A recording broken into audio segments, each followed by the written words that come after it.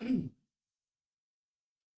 बच्चों, हमारे सामने क्वेश्चन है कि गुणनखंड द्वारा समीकरण 2x² - 5x + 3 बराबर 0 के मूल ज्ञात कीजिए। तो बच्चों, यहां पर क्या है कि गुणनखंड द्वारा समीकरण यानी कि गुणनखंड विधि है जो उससे पूछा गया हमसे। वैसे तो हम इसको कैसे भी सॉल्व कर सकते थे। हमारे पास 3 मेथड होते हैं, उन 3 मेथड में से किसी से भी। मगर बच्चों, जब यहां पर बोल दिया कि गुणनखंड विधि द्वारा, तो आपको गुणनखंड विधि का ही यूज करना है। तो इसके लिए बच्चों हम क्या करते हैं, पहले ये समीकरण हम लिख लेते हैं 2x² - 5x + 3 = 0। अब देखिए, इसके हर एक पार्ट को हम समझेंगे। बच्चों, यहां पर जो x² है, इसका मतलब है ये द्विघात समीकरण है। और द्विघात समीकरण में जो शून्य होते हैं वो 2 होंगे। शून्य जो 2 होंगे यानी कि 2 ऐसे नंबर होंगे जिन पर ये समीकरण 0 हो जाएगा। अब हमें वो 2 नंबर ढूंढने हैं जिस पर ये समीकरण 0 हो जाए, जिसे हम मूल भी कहते हैं। अब बच्चों, ये जो 2 नंबर है वो कैसे ढूंढेंगे हम। पहले तो बच्चों, जो वे 2 नंबर होंगे उनकी जो गुणा होगी इन 2 नंबर की गुणा के बराबर होगी। 2 × 3, इसका मतलब 2 × 3 = 6। तो 2 ऐसे नंबर ढूंढने हैं जिनकी गुणा कितनी हो, 6। फिर बच्चों, यहां पर ये साइन है, ये है प्लस का। इसका मतलब उन दोनों नंबर को जोड़ने पर क्या आना चाहिए, 5। जोड़ने पर क्या आ जाए, 5। तो ऐसे 2 नंबर जिनकी गुणा 6 हो, जोड़ कितना हो, 5। और बच्चों, यहां पर ये साइन है, ये हमें बताता है बड़े नंबर के साथ कौन सा साइन आएगा, माइनस का साइन आएगा। अब बच्चों, ऐसे कौन कौन से नंबर है जिनकी गुणा 6 होती है। तो बच्चों, यहां पर 6, एक तो 1 छिका 6 ये होता है।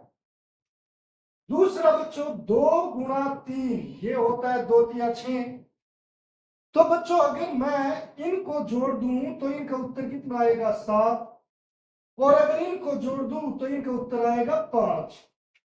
मुझे क्या चाहिए था, गुणा करके 6 आए, जोड़ करके 5 आए। तो ये जो है जोड़ करके 7 आ रहा है, तो यानी कि ये पेयर तो काम नहीं आएगा। तो कौन सा पेयर काम आएगा, ये जिसकी गुणा करके 6 और जमा करके 5 आ रहा है। तो बच्चों, 2 नंबर हो गए, एक 3 और एक हो गया 2। अब बड़े नंबर के साथ क्या आएगा, माइनस। छोटे के साथ क्या आएगा, माइनस या प्लस। अगर बच्चों मैं यहां पर प्लस लगा दूं तो साइन हो जाएंगे अपोजिट, और अपोजिट साइन हमेशा घटते हैं। तो इसीलिए मैं यहां पर प्लस का साइन नहीं लगा सकता, तो किसका लगेगा, माइनस का ही। तो अब आ जाते हैं बच्चों यहां पर। हमें क्या करना है, ये जो पहली टर्म और लास्ट टर्म है इसके साथ कोई छेड़छाड़ नहीं करेंगे। हम यहां पर लिखेंगे 2x² और यहां पर +3 = 0। ये जो चीजें हैं ये हमने ऐसे की ऐसे लिख दी।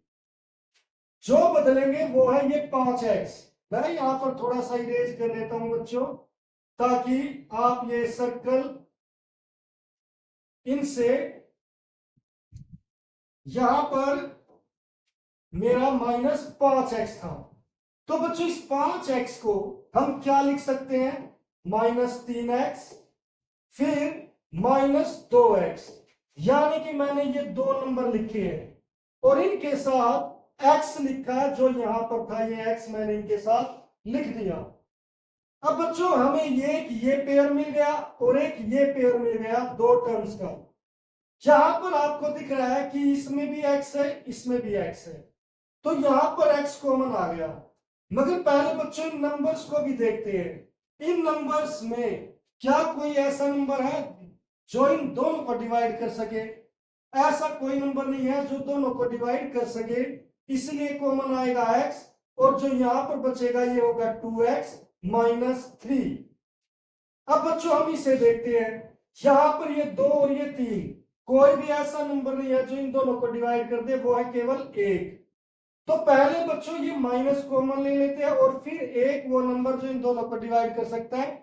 यहां पर भी बच्चों 2 और 3 को 1 डिवाइड कर सकता है और हम वो कॉमन ले सकते हैं 1, मगर x के आगे 1 लिखने की जरूरत नहीं होती, इसलिए मैंने ये नहीं लिखा। अब बच्चों जब 1 कॉमन आया, यहां पर क्या x कॉमन आ सकता है? यहां पर x है, यहां पर नहीं है, तो x भी कॉमन नहीं आएगा। अब बच्चों जब मैंने माइनस कॉमन ले लिया, तो जब ब्रैकेट में लिखेंगे, जो चीज माइनस की है वो होगी प्लस की, और जो प्लस की है वो होगी माइनस की। कॉमन 1 है तो बच्चों क्या करेंगे, इससे भी 1 से भाग कर देंगे, इससे भी, और जो उत्तर आएगा वो ब्रैकेट में लिख देंगे, जो है 2x, इसका माइनस क्या हो गया प्लस, और ये प्लस क्या हो गया माइनस। अब 3 को 1 से भाग करेंगे, क्या आएगा 3 बराबर 0। अब देखिए बच्चों, एक ये टर्म हो गई और एक ये टर्म हो गई। यहां पर इन दोनों में देख सकते हैं, ये ब्रैकेट और ये ब्रैकेट दोनों में कॉमन है, दोनों में क्लियर दिख रही है। तो बच्चों इसे 2x माइनस 3 इसे कॉमन ले लो।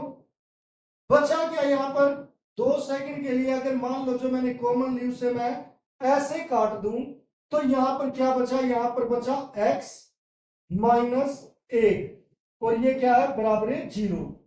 अब बच्चों अगर दो नंबर, ये क्या हो गए, 2 नंबर हो गए, 2 संख्याएं, अगर 2 संख्याएं गुणा हो और उनका उत्तर 0 हो, तो ये तब पॉसिबल है जब चाहे तो पहली रकम, पहला नंबर 0 हो, या फिर दूसरा नंबर 0 हो। यानी कि चाहे तो ये 0 होगा या फिर ये 0 होगा। अगर ये 0 है तो बच्चों ये 2x इक्वल टू हो जाएगा 3, यहां पर जो x है ये हो जाएगा 3/2, और यहां पर x बराबर है 1। तो x के दो मान आ गए, एक x बराबर है 3/2 और एक x बराबर है 1।